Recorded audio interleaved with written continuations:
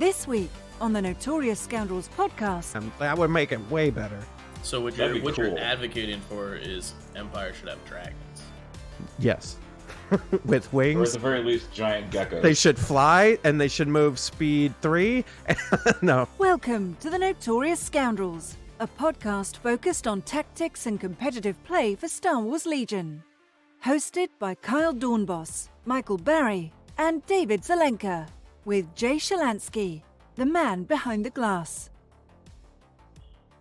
Welcome back to another episode of Notorious Scoundrels. I'm Mike. I'm here alongside David and Jay. Kyle is off on vacation this week, so we've invited Jay to come hang out with us and talk about dewbacks and stuff. How you guys doing today?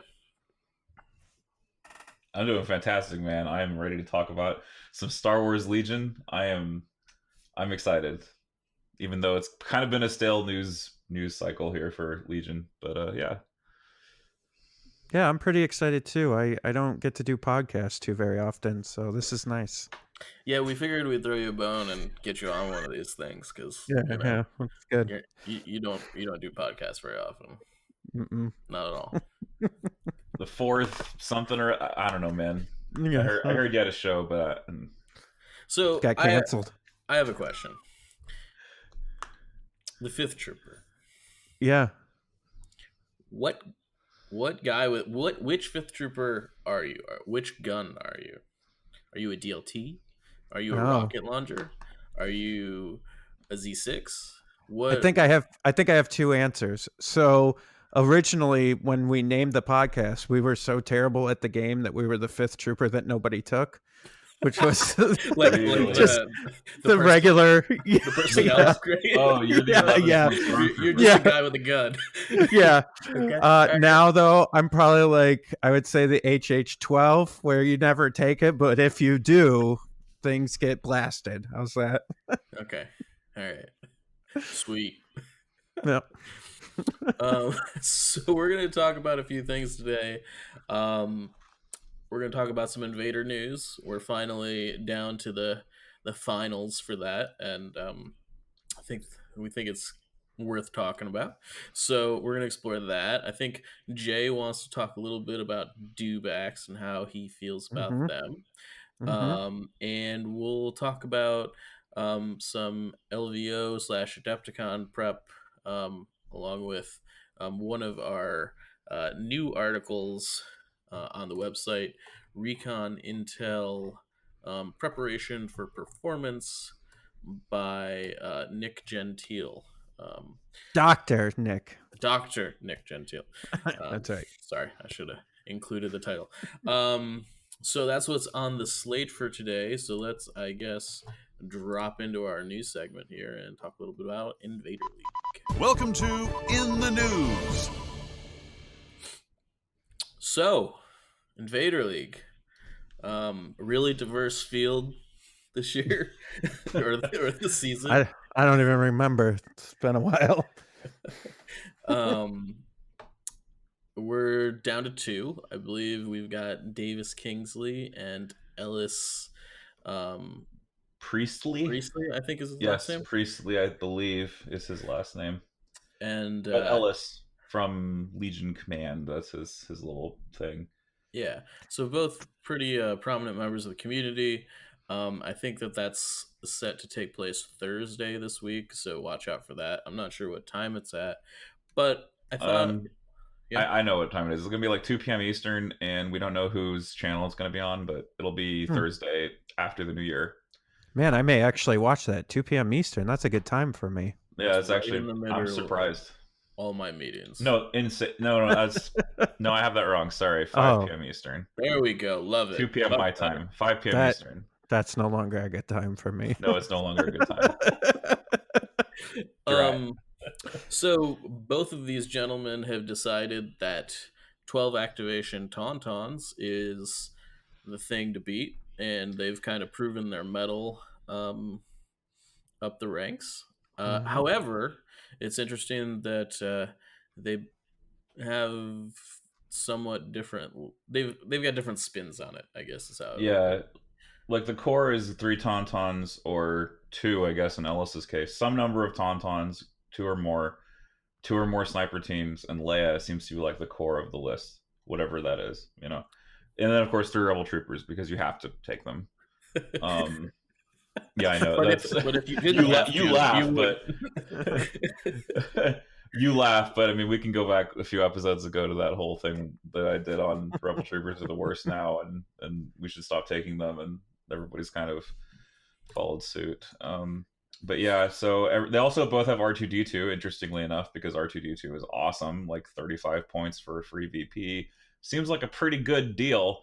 And plus, especially, it's a good deal when the Tauntauns are applying a huge amount of pressure to your opponent because they have to choose what threat they want to handle. Do they handle the 180 to 270 points of Tauntauns that are chewing their faces off, or do they commit points to killing a 35 point 4 health droid that can't get shot more than one time if there's another unit to shoot? I mean, all I can picture now is just their 2 R2s just like meeting each other on the battlefield and shocking each other back and forth. Oh, I hope we see an R2D2 duel. That would actually be fantastic if that happened, if they chose to go the same way. I somehow doubt it. I'm pretty sure red player will deploy their R2 on the other side of the field to not cause that to happen. Though it would be pretty amazing to have a droid on droid combat. I mean, it's going to be like the Highlander of droids, where the 2 best droids in the galaxy have to meet. You know, there can be only one, you know, kind of thing. Oop, sorry about that. Anyway, yeah. I mean, I actually, as long as we're talking about R2, I think that first of all, he's really efficient for his price. But second of all, I think Taunts just tend to really punish you, even if you if you decide to just split something off from the main force, like the Taunts can just go eat that. If you're just gonna split something off to deal with it, Tauntauns can just react to you because they go last, right? Or usually go last. But why don't we hit the rest of this? So are they each running 3 snipers? I think so. Yes. 3 is the number. So the main difference here is that Kingsley has 1 less rebel trooper. He's got an extra Tauntaun rider and Chewbacca, who is much cheaper than Sabine. And that's pretty much the difference between the lists. They both have 12. Kingsley's bid is significantly higher, 4 points, or 4 points more. So Kingsley running the 9-point bid, Ellis running the 5-point bid. Ellis's Sabine is very heavily kitted out. It's 163 points. It has Hunter, which I think is kind of neat. It's Hunter Darksaber, so that's an interesting piece of tech. If an injured Tauntaun is in melee with Sabine right now, she can potentially double aim attack. You know, 1 from Hunter, 1 from your regular aim action, and then swing at your Tauntaun, and hopefully kill it off. I don't know how threatening this actually makes her. Luke has a hard enough time chewing through a Tauntaun. Sabine is less potent, but the aims do make a big difference. Unaimed Luke is producing 4 hits on average, usually with 6 black dice with crit surge. So, you know, double aim Sabine seems pretty decent too. I sort of feel like Hunter is only better than Tenacity on Darksaber Sabine if you intend to use it with Gunslinger. That's also true, because you can sort of do the aim stack thing where you do have 2 targets, right? And if they're both injured, you know, you'll get an aim from each one. Yeah, well, yeah, and I just Hunter is roughly worth a red die ish if you're rerolling black dice. I mean, it's a little better, but not by that much. So I sort of feel like the intent there is to use it for the guns. I think the electro grappling line is also super interesting, although I'm not really sure how good that is in a Taun mirror. Yeah, it enables a speed 1 ram, which is a bit odd. It's possible that could happen. But I guess the cool thing is that they can't get anywhere, right? Well, I mean, I don't know. Speed 1 Tauns, while significantly slower than speed 3 Tauns, is that once they're close enough for Sabine to grapple, they're already in it. Yeah, they're in the thick of things. Like they're already where they want to be, and they probably don't have to go terribly far to get somewhere else they want to be. Yeah, I think it would be interesting to see how that's played out for him. I think grappling line is great in just about any other matchup, but I don't know if Tons are the matchup you want to be messing with that. It's also interesting that Ellis has decided to go the comms jammers route. I mean, Kingsley's got 2 comms jammers and an uplink, so I find it interesting that there are 4 comms jammers versus 1 uplink in both of these lists. I prefer uplinks significantly. I guess they're looking for the anti aggressive tactics tech. Right, they're looking for. I think in the single limbs they knew they were going to fight shorelines, and so they said, well, jammers are great against shorelines. They probably also thought, well, if I face any CIS players, then I put 1 Tauntaun in their swarm of droids, and they're just kind of screwed because they'll have to pop their uplinks to even get orders on 2 battle droids. And I think we've discussed it before how terrible AI attack is against Tauns and melee. It's garbage. Oh, it's real bad. Yeah, it's real bad.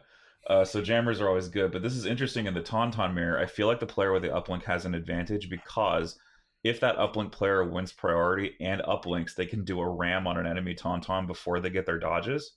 And that is often huge. Like, that can decide a game. If you get a ram at a key moment on an enemy Tauntaun unit without its dodges and remove like a model and a half worth of creature trooper in 1 strike, that can be the difference between victory and defeat for sure.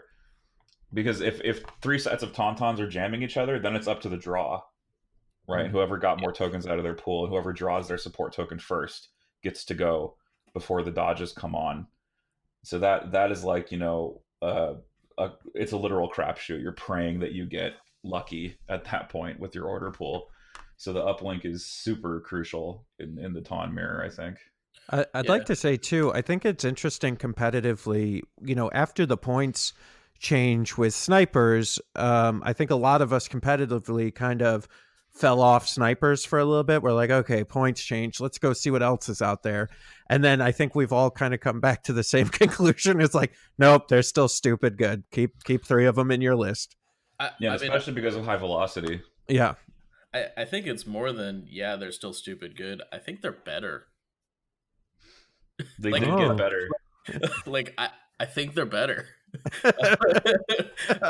And I know that sounds a little bit crazy, but I think they bumped their points and they're now just better. Like, the fact that they're range 5 instead of infinity, at a first glance you're like, oh my god, I got nerfed. That really sucks. But what it really did was oh my god, I can still shoot at just about everything I want to, but my natural predator of other snipers is now gone.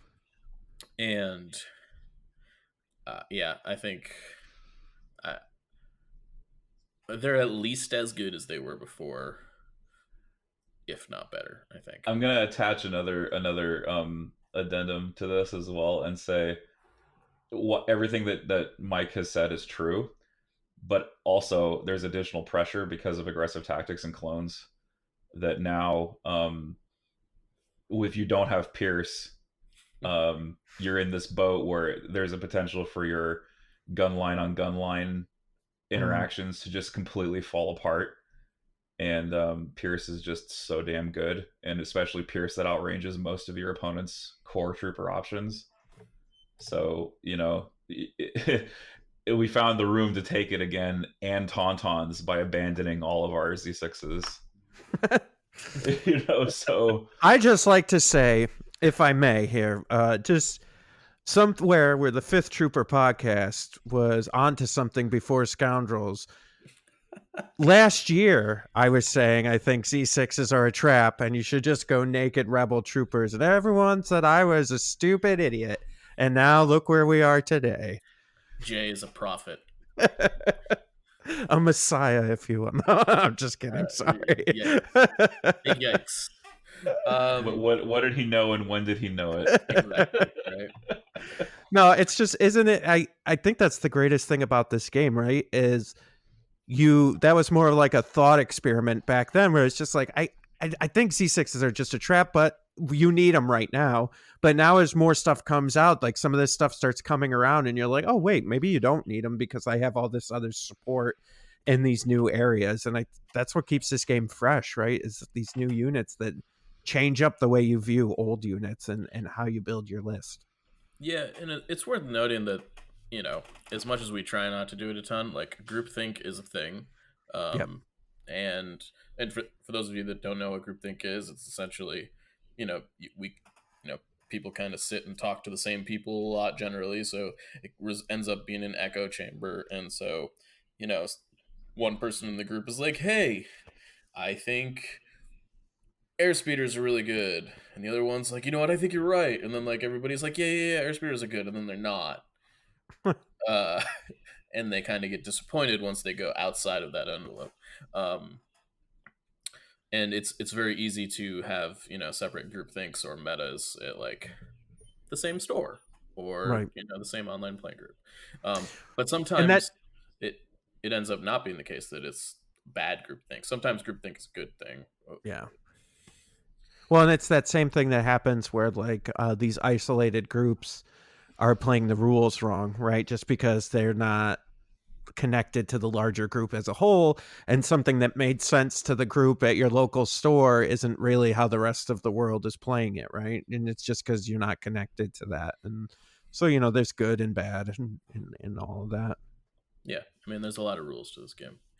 Yeah.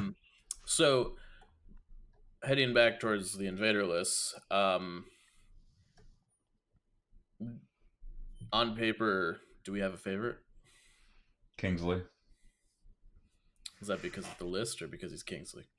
A little bit of both. I think he is a player with a very consistent approach to the game. I think he's possibly more consistent than Ellis. Historically, Ellis has lost to Kingsley. The inclusion of the third Tauntaun and the uplink is going to be a massive difference in the Tauntaun versus Tauntaun fight, which is freaking inevitable. Sabine historically is not that great against Tauntauns unless she can get to height, unless maybe Explosions Gunslinger drops in a key moment and something shifts the battle as a result of that. But no, I think I favor Kingsley. And Chewie, of course, he's also great because if Kingsley tries to snipe those Tauntauns, Chewie can just pull hits, and Tauntauns are like, nope, we don't care. You're trying to snipe us, but we're just gonna soak all your sniper shots on one turn, and then your snipers had to get hit by my snipers because you didn't have Chewbacca. It's kind of an older a reiteration of games that are happening in March when Rebels brought Chewbacca specifically to win the sniper war. Yeah, I mean, I agree with everything you said. I think though Sabine has that kind of she's a double-edged sword, double-edged dark saber, if you will. Yeah. Like I'm I think pretty sure the dark saber only has one fine edge.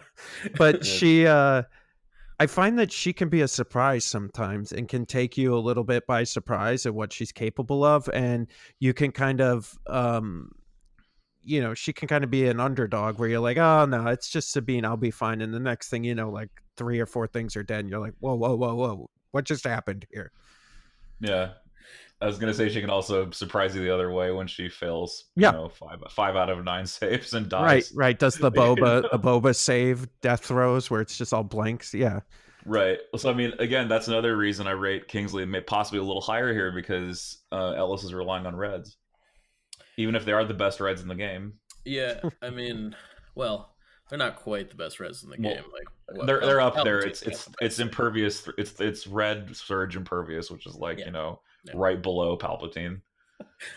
Yeah, I think I agree that Kingsley's probably got a lead on paper. I will say that with the little asterisk on it, that if Ellis lands a money shot with explosions, I mean, I think that that's probably Ellis's game plan.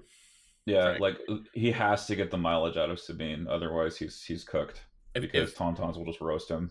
Yeah, if he doesn't get a good explosions, I'm not sure how he wins. Yeah, there's just a lot of things that are not going for him. Like Kingsley's way better against dealing with coordinated bombardment because of Chewie. There's just so many things that Chewie is doing there, in the mirror matchup, that I think that Sabine's got to get aggressive and land that explosions. It's also possible he uses explosions as a deterrent, and I don't hate that. Yeah, I don't hate that either. Like turn 1 explosions, toss out 2 mines, and be like, hey, if you want to charge me, if you want to like land a tauntaun in there this turn, like deal with the mines. I don't know, not the worst, but It's we'll also see. having Pierce with crit and Gunslinger as well, so you're duplicating. Yeah, Heroes that can Gunslinger and have critical and Pierce in one package are just a cut above. Grievous is a good example of this with the DT Annihilator. for sure. Krennic even, Leia, but I mean not so much, but still they're just really really strong against basically everything. So you think that it's just going to come down to Ellis is going to have to play almost perfect, right? Then with Sabine and the Tauntaun combo, he's going to have to just be perfect with his choices. Yeah, I mean the issue here is he's gonna be red player, Yep. right? So he's Yeah. already a little. He's like already kind of at a disadvantage there. And I think that the way these lists are built, Kingsley's list can like I think the game was likely, if the game likely plays out like a gunfight, which I think is possible, because I think both of these guys know how to skirmish with their tawns very well. It's likely to be sniper on sniper, tawns on tawns, and people are like jockeying for position and stuff. I think Kingsley wins that fight because Chewbacca's just a trump card. Yeah. And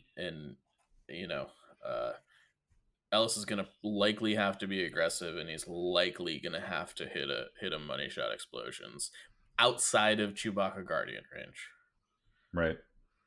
Kingsley has more tawns. He has the protection of Chewbacca of his own snipers. So Ellis is going to be like 16 health of tawns against 24 health of tawns and 3 snipers with 0 mitigation. Yeah. So it's going to be pretty bad for him. So there's a couple like interesting things here. I actually think I don't want to continue talking about this for too much longer, but yeah, Comms Jammer in this list actually I think makes Sabine a little better, just because she doesn't have more than one command card that gives orders to things other than herself. The other thing is that Comms Jammer can shut down Brains of Brawn. right. Not right, because Leia ends up likely. jammed. Right. Yeah. Not super likely, but if you can jam Leia, it completely shuts out Brains of Brawn. I mean, I guess it doesn't completely shut it out, but it makes it so that you can't control the timing. Right. So I don't know. Something to think about. We'll see. We'll see how this plays out. You guys got any additional thoughts on 12 activation, on 12 activation, tawns on tawns, R2D2 versus R2D2? Negative. Well, as the Emperor is a fan of saying, it is inevitable. All right, let's go ahead and swap over to our exploration segment then. That's the police coming to take me away for that joke.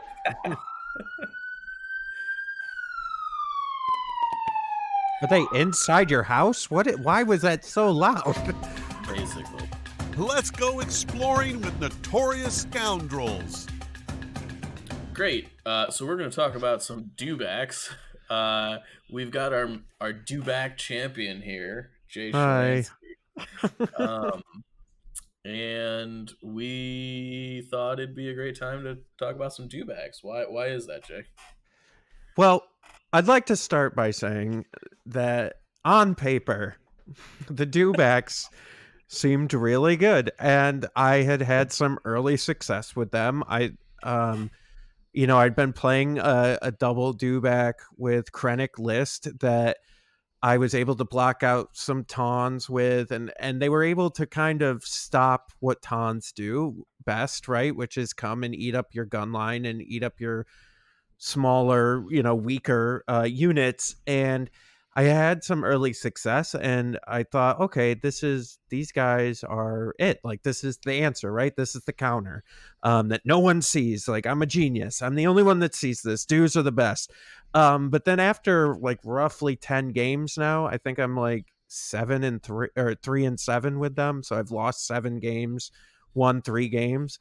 And what happens is they kind of have a peak. The list does anyways, with 2 Tawns in it, the way I was playing it. And I really think any way you could play it, barring maybe triple Dewbacks, Mike, that Mike has suggested. But like, I think 2, it just peaks, and then there's not much left in the tank to like finish out the game.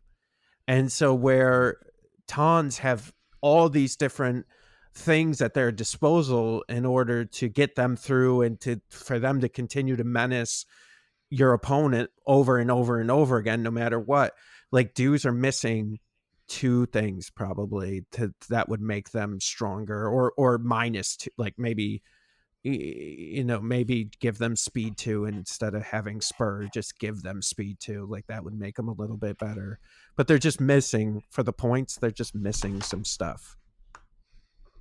I think that's fair. I'm glad that I've brought you to the dark side. Well, and it's been my whole goal in life to just be a contrarian to Mike. And so anytime Mike says something's not good, I'm like, table, it's going on the table tonight. And so the problem is that I was having, and the reason I kind of held on to them so long is because they're almost there.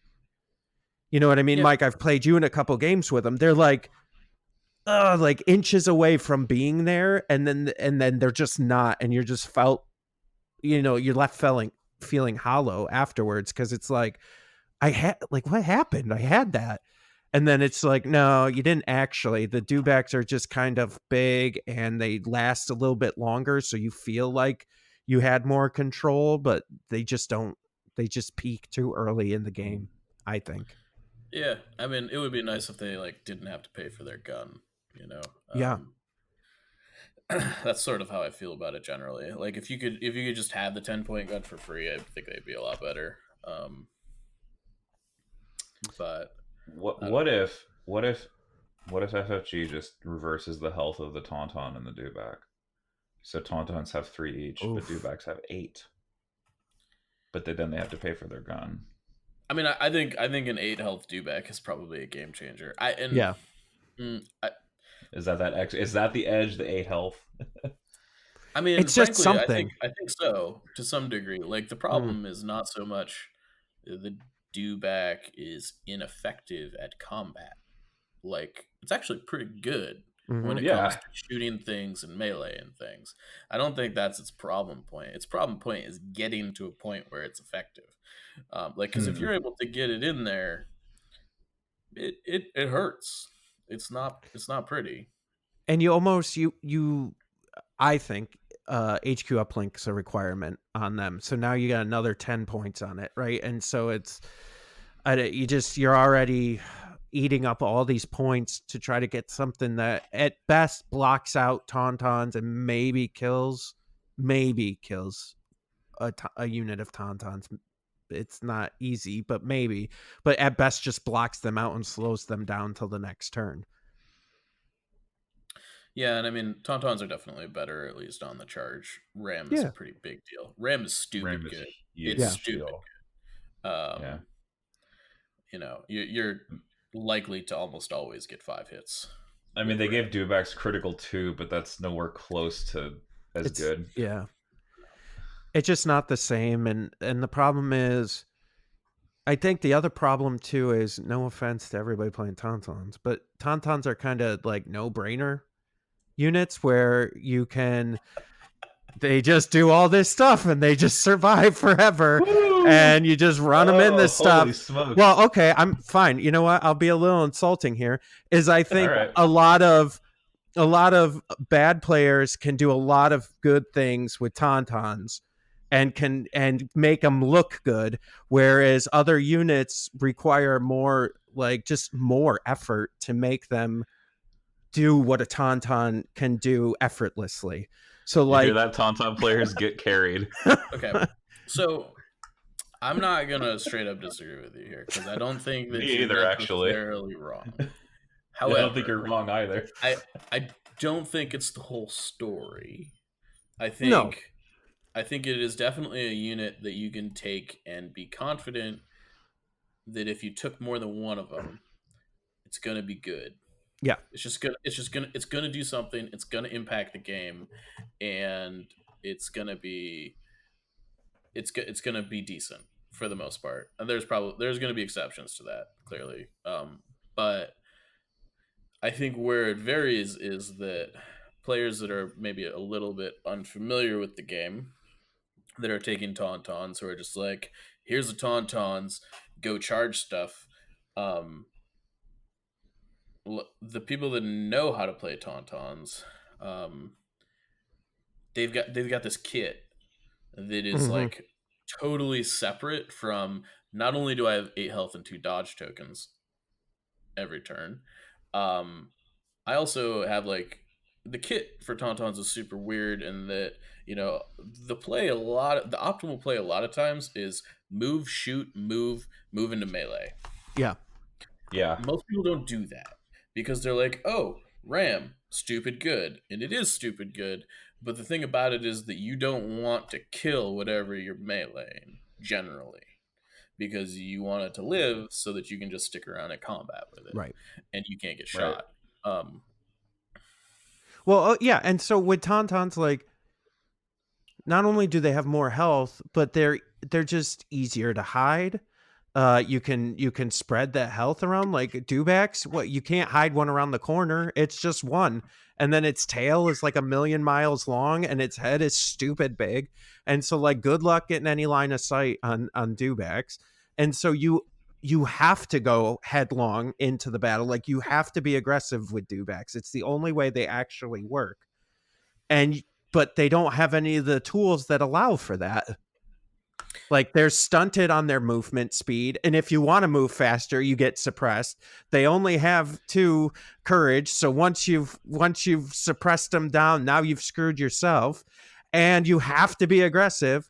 It's just dumb, and so they're just big dumb beasts, and I loved them, and they're good for blocking out certain things, but then after that they're just kind of like, I'm just a big giant 6-point target, so 6 health target, so just go ahead, lay into me, and blah blah blah.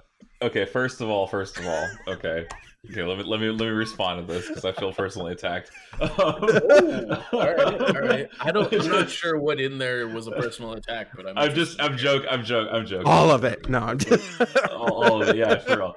No, as a Tauntaun player, I have similar issues hiding them because they are also, they have tails that stick out. They have faces and horns on their faces that stick out. I find a lot of the time, and that is a problem. Hold up. That's not fair. That's not fair at all. What do you mean it's not fair? It's not fair. Okay, so here's the thing. You're just saying that because he's agreeing with you. No. Anyway, so Dewbacks have armor, and Tauntauns have 2 dodge tokens. Yes. Those are roughly equivalent to each other. And critical doesn't care about either of those things. Agree totally. Totally agree. But those things are, in my book, roughly equal, assuming you get shot twice a turn, which is likely. Sure. Here's the thing. A Dewback is pretty much impossible to put it in any type of cover. Okay. Tauntauns, you can cohere around things, which is a big deal. It is. And I'm not saying that like you're not gonna be able to shoot at them, but like Dewbacks are always just armor 1. Tauntauns are 2 dodge tokens plus heavy cover generally. Right. Like you need to crit Tauntauns to get through 4 layers of cover essentially when they have 2 dodge tokens like that. And I think that is I don't want to undersell the point that Dewbacks have a really difficult time getting cover because they're stuck with armor 1, whereas like maximum on the Tauntauns is really cover 4. I think the best thing about Dewbacks is that sniper hits don't matter to them because of the armor 1. I don't know, Generally. man. I took some sweet Generally. hunter snipers the other day against Jay. Ooh. Oh, And let that me was. tell you, I rolled into double crits many times. I'll tell you, that was. That's how you... Go on. I was gonna say that was Go the on. nail in the Dewback coffin for me. I was like, and I quit this now. It is for Tauntauns as well. No, I and know, but snipers here- shut off high velocity. Here's and, the difference, though. Or they shut off dodges because they have high velocity. But that whole line of sight cohesion bullcrap that Tauntauns can do, like you can now like share your wounds around. Like you can do some tricky stuff where maybe you have 1 wound here, 2 wounds here. Now you know what I mean? Where it's just Dewback. It's just like all Dewback. It's just one of them. And it's incredibly edge case. It hardly ever actually happens in real life that you're ever able to hide fully the wounded model and then force the leader to take wounds. I've done it in every game I've had, Tauntauns. Maybe you just need to get better. I'm just kidding. You're right. All right. You're right. That is an edge case. You're right. Me on your do me the courtesy of having me on your show the next time I win a grand champ. Okay, that's maybe. Well, it's just Gen Con. It was just Gen Con. Just the biggest fucking tabletop convention in the country. Whoa. That's an R2D2 beep right there. Yeah. Give me the time on that. Yeah, I'll write it down. Great. No, listen. It's fine, right? Because Pathfinders came out with Death Troopers. Krennic and Death Troopers were better than Jin and Pathfinders.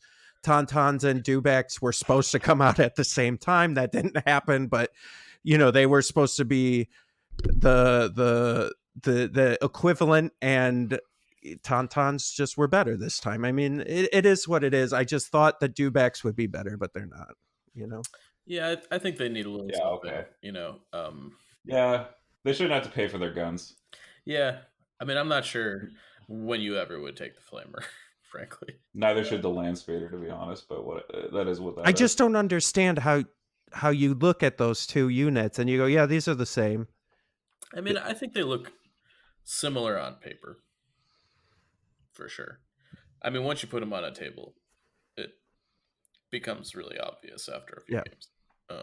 So I do like the Dewbacks. I think they're way better in skirmish. Not that anybody cares about that for this podcast, but I think they're way better in skirmish. That's hey, don't diss skirmish. I love skirmish. Yeah, me too. I mean, I think it's worth noting that the Dewbacks and the Tauns were not really meant to like be mirrors of each other. No, right. And the Dewback is supposed to be more similar to an ATRT, I think, is the idea there. Yeah, well, then they should have let it be able to crawl up the side of buildings. That would help. Oh, come on. I don't think I've ever used that keyword on ATRTs ever. I used to, because it was never clear whether you had to put it in the same facing.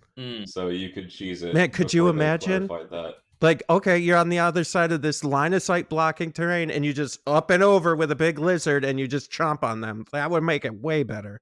So what you're advocating for is Empire should have dragons. Yes. With wings. Or at the very least, giant geckos. They should fly, and they should move speed 3.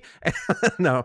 I honestly, I know, Mike, you had said they probably need a point drop, but what I think they just needed, if they just had one thing, like what I don't know, it could have been maybe just normal speed 2 move, maybe it could have been something else.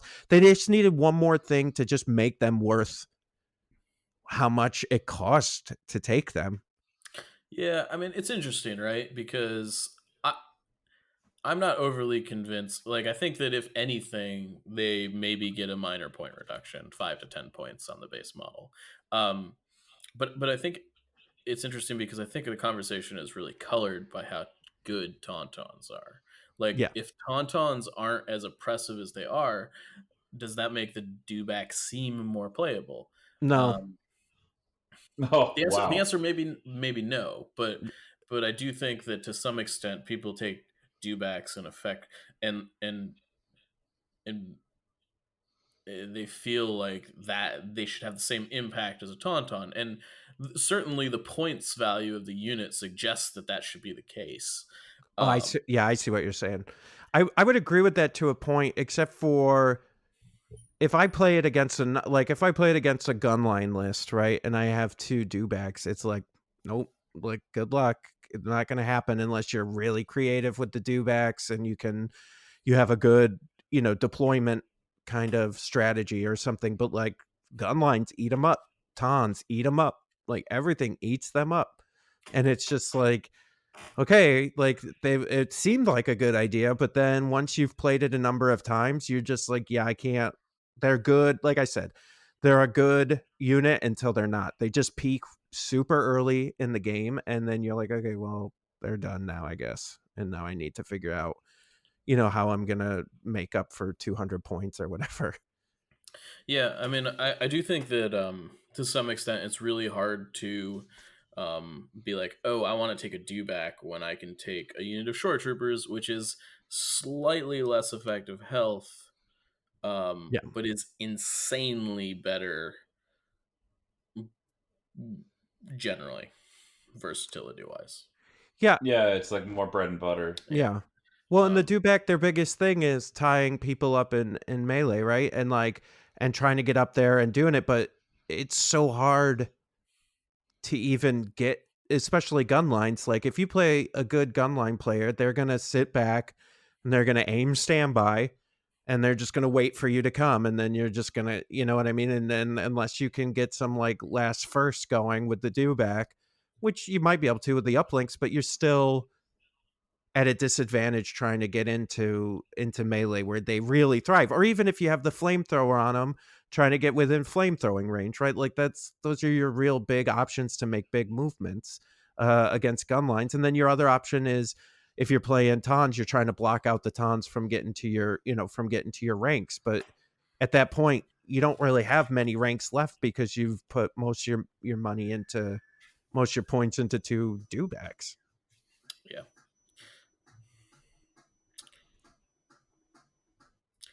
That is very fair. I don't know what else to say to that. I think you're right. Take jammers, take critical guns. I think there's some play there. Yeah, I mean, we're not saying that they're not playable for sure. They're just. I don't know, man. Jay's like, oh, I'm going 3 and 7 with dewbacks, and I'm just like sitting here like, well, he won 3 okay, games. man. He won 3 games with them, but it must be the dewback. I don't know. Well, I think all the 7 losses were all highly competitive lists. They're all either triple tons or shoreline, or gun lines, and that's where, unfortunately, it seems like where their weakness is. I think they're strong against clones. I think they're strong against droids. But unfortunately, clones and droids aren't terribly strong comparatively speaking to some of the other lists, right? And so I think they're you can make a mid to like low high tier list with a dewback, but if you're trying to go like high level competitive, they fall short like around turn 3. Like like turn 3, you're like they're out of gas and you're like, oh, okay, I still got two more rounds. So what you're saying is there are like some, let's use the letter grade system. There are some A- lists that have dewbacks in them, but they are not there's no S list that has a dewback in it currently. I don't think so. Yeah. Yeah, I think that's fair. Maybe even like a B list as opposed to A-. But and if you're interested in this grading system, I believe we've got some stuff in a recent article. I think. Was that Evan? Taking a look. He will have that grading system in an upcoming article. Yes. Look, man, I live in a land where like I don't know what's real or not anymore because it's just we have all those articles ahead of time. So and just to walk it back, I was being a little aggressive and about the tauntauns, but it feels like sometimes that they just work magic. You know what I mean? And David, it's nothing against your play or anybody's play. No, it's I just know. like it's just no, Jay, for real though. Yeah. They're overtuned. They need some adjustment. Because and I don't think it's an F. You know, because you're right. Because if you're a great player, then you can like stomp people with tauntauns, right? Absolutely. But if you're you can make people quit the game, right, but if you're you a play them well. mediocre player, you could still be looking like you're like an elite player just because of the way taunts play and the way they survive and all the tool sets you have at your disposal. They just so in comparison, dewbacks are bad, but then in comparison to gun lines and everything else, dewbacks are just not there yet. Right. I guess that's the fundamental thing that's interesting to take away here is like similarly to like Pathfinders. I think dewbacks and Pathfinders are like in similar spots.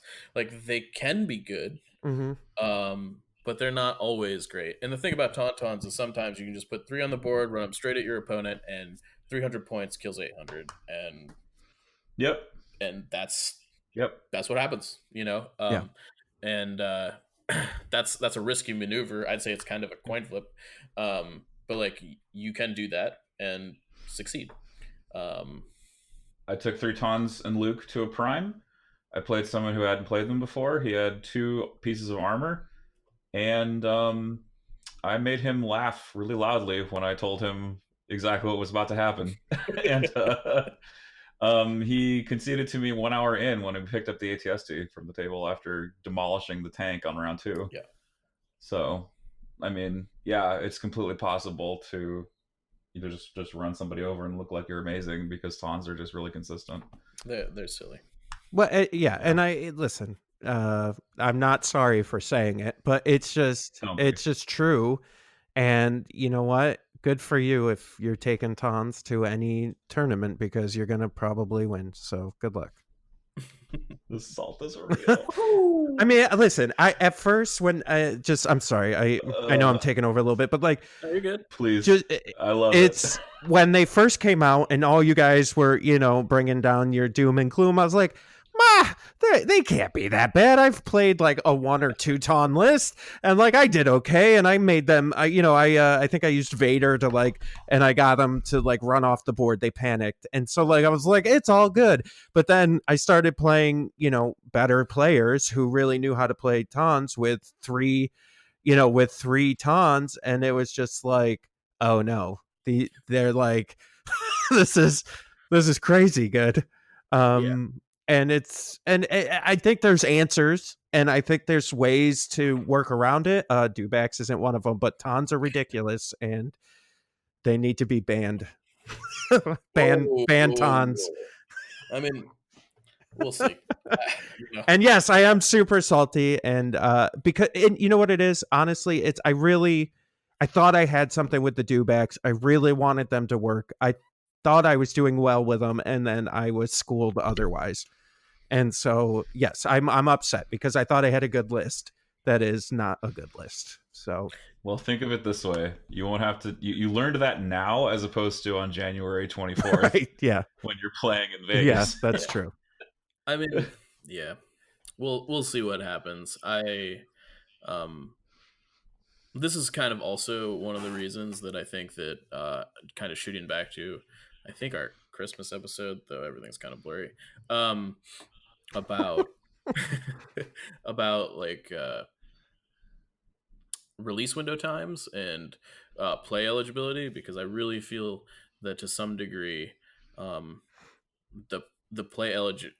unit eligibility window for tournaments should be increased for the reasons that I listed, A, on whatever cast that was, and B, because it would give the time for developers to like see the stuff in the real world and decide if things need fixes before, Worlds. Right. And so that like, because I'm gonna be honest, if we head into Worlds and like taunts are as they are, that's gonna be crappy, man. Yeah, like that's gonna be a real feel bad.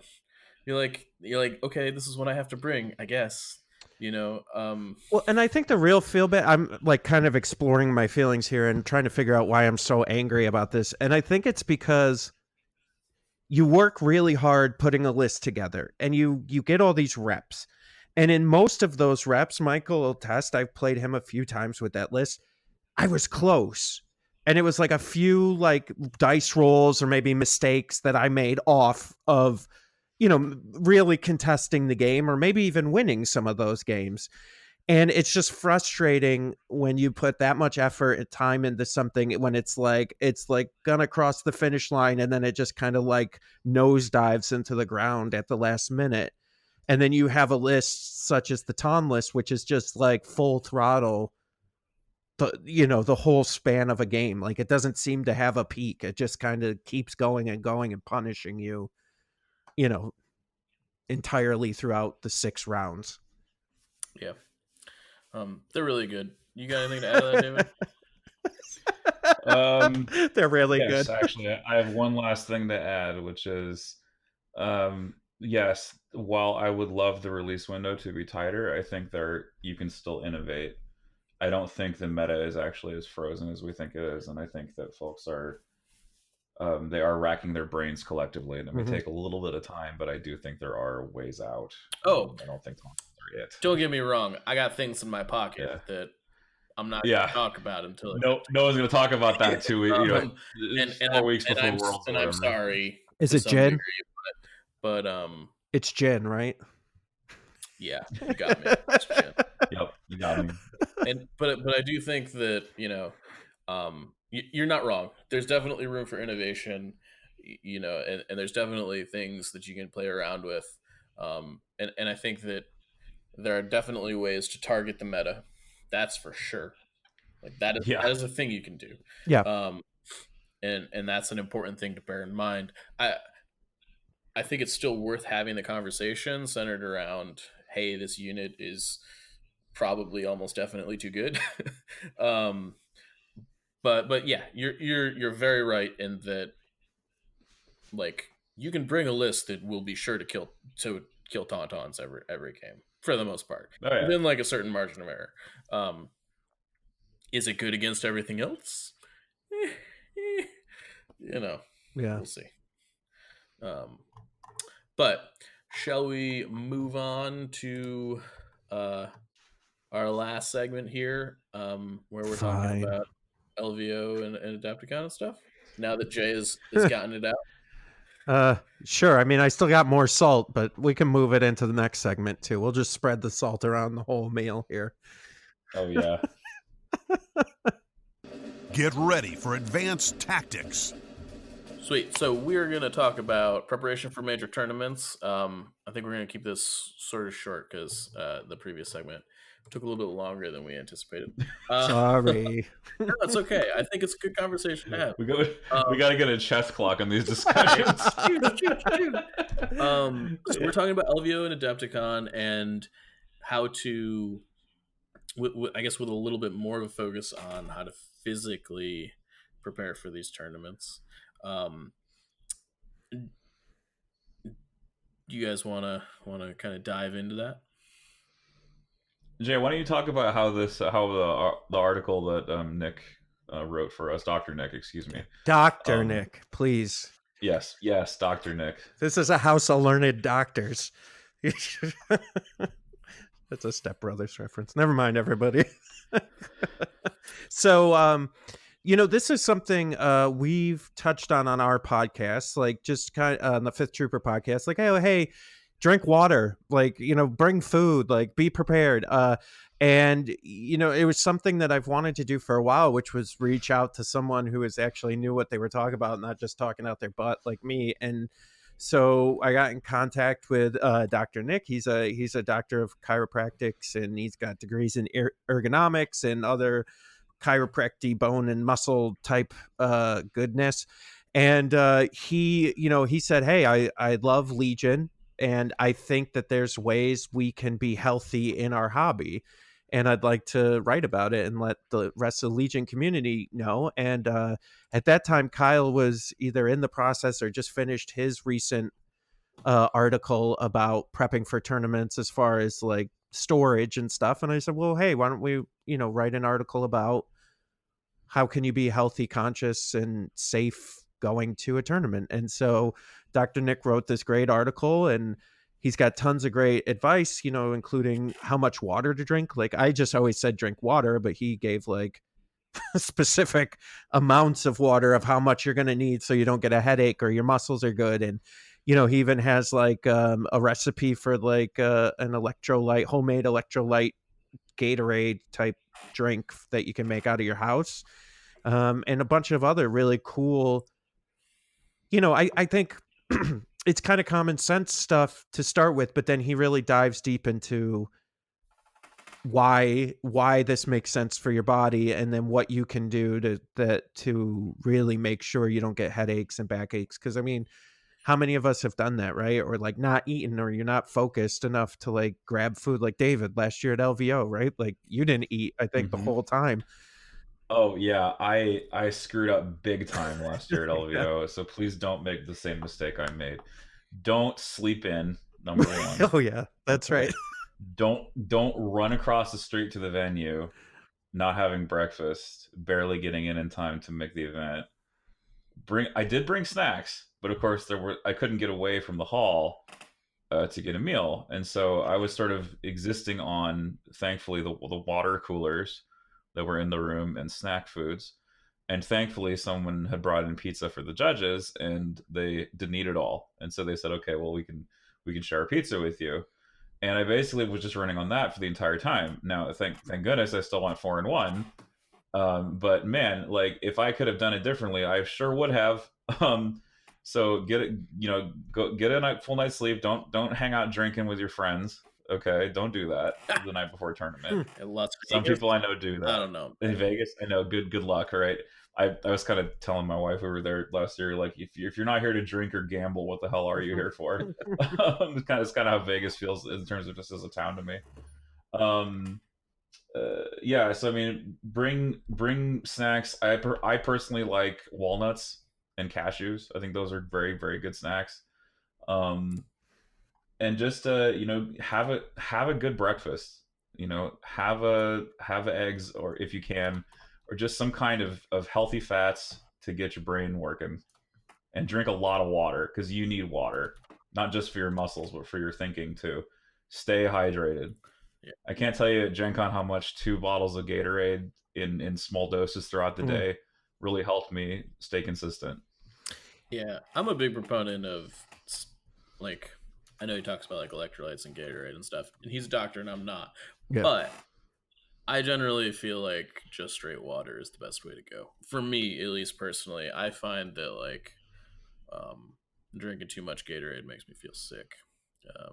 Yeah, Frank. that's why I said in small doses Well, throughout yeah, the and day. he said, Take a sip here and there. in the article, it was more like, hey, before you go to sleep the night before, drink a ton of water. Then, like, before you leave for the event, drink a ton of water, and then make sure you're replenishing electrolytes during the day. I don't know if it's Gatorade all day necessarily, but like, and I'll say, and I mean, I think we all know this, but like, last year when I won my prime, luckily they had a break. Like they had like a lunch break before the final.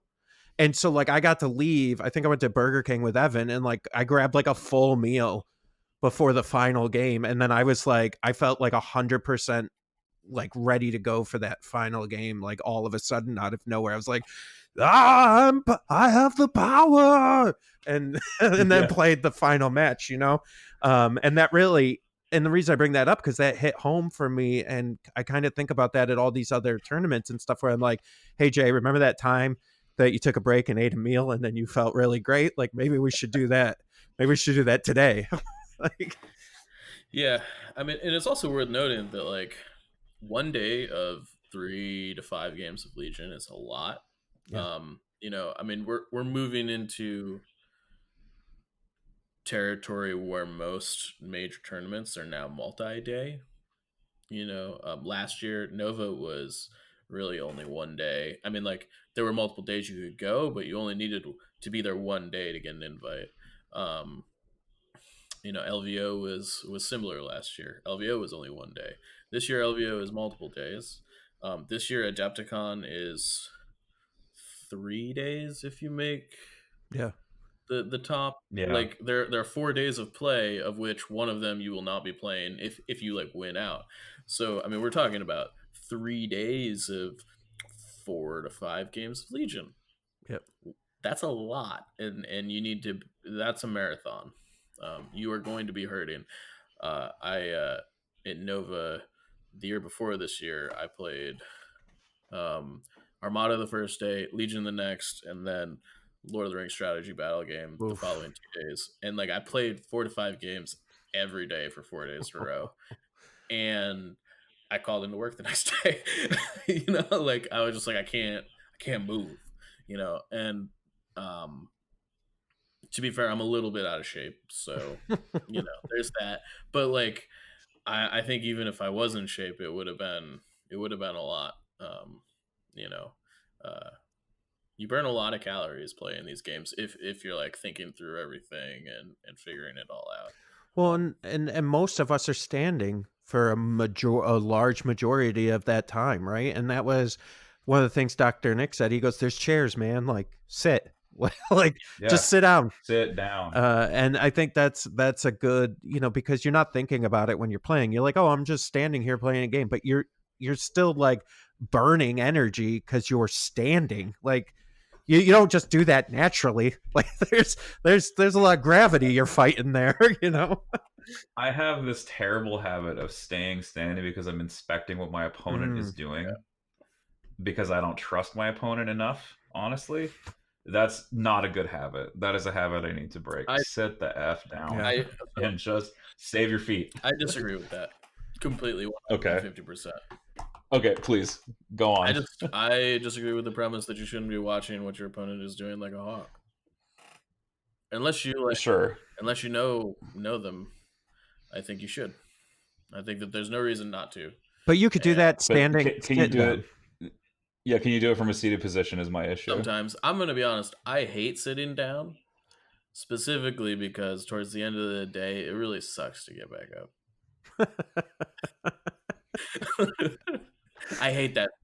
I hate that. I wonder if you could, like, maybe this is a design space for 5th Trooper J, if you can do like a gaming portable seat that's like higher than your average like a seat. telescoping like 45-degree angle like seat that you just lean back on. Or something like that. I don't know how you could do it safely, but it's just an idea. And it's just like my face. What if we just like build a harness where we can like suspend people from the ceilings so they don't actually have to stand or sit. They can just hover above the game board and just like do all their measurements from there. That'd probably be more. I don't know. That'd be funny though. Yeah. Well, there's just bring some TRX bands. No, please don't do that. Holy moly. Don't injure yourself, please. Well, in the meantime, before any of these inventions come out, eat. Like, I think one of the things too, like, dude, don't like try to be cool. Like maybe just pack a lunch in your backpack, Yeah. Just brown bag it, man. Like that's your favorite sandwich if you eat sandwiches, and maybe some crackers or dude, something. I don't trust a man that doesn't eat a sandwich. I mean, come on. If you don't eat a sandwich, there's something wrong with you. Well, some people, maybe they just need the gluten-free bread or whatever. Yeah. They can. There's gluten-free bread. They could have a lettuce sandwich, absolutely. Right? Like an unwich. Yeah. Okay. Totally. It's also good to note when you do pack your lunch, what the restrictions are for bringing food into the venue are. Yeah. Yes. I think at LVO, food in the venue is a no-no unless you get some clearance. Only if you get caught. Sure. I mean, there is that. Yeah. It's a big casino. Yeah.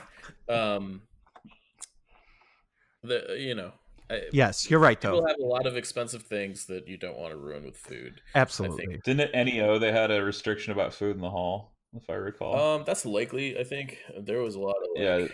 NEO. Yeah, they said you couldn't bring the food stand. Oh, yeah.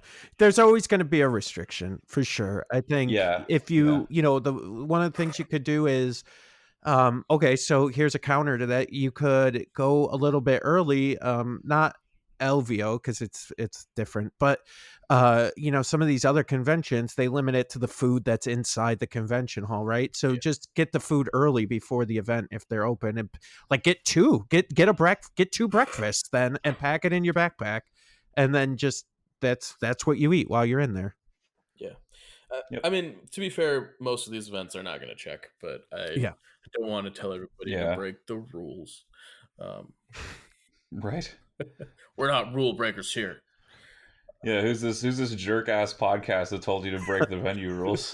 The fifth Do that. fifth Trooper podcast. The Notorious Scoundrels, Jay. I think you're forgetting where you are.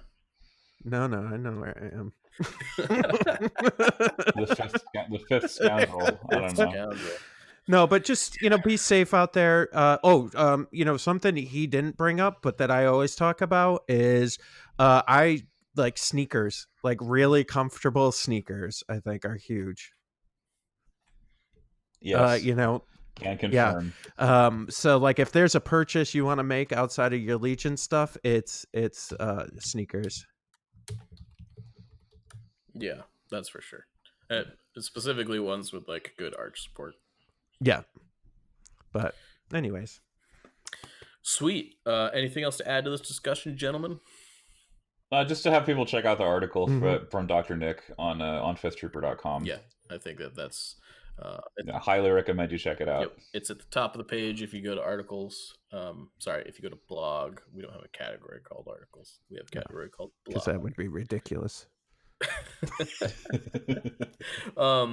Sweet. Well, I think that's probably going to wrap it up for us today. Yeah.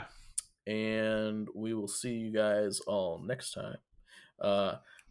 Next year. Next year. You're right. Oh, snap. That's very true. This is the last episode of Notorious Scoundrels in 2019. So next decade. Here's to sweeping all of next year's tournaments. What? Here we go. For the Notorious Scoundrels, I'm Mike. I'm David. And I'm Jay. Have a good one, guys. Stay salty. Ban lying in wait. Join us next week for another episode of The Notorious Scoundrels. This has been a 5th Trooper production.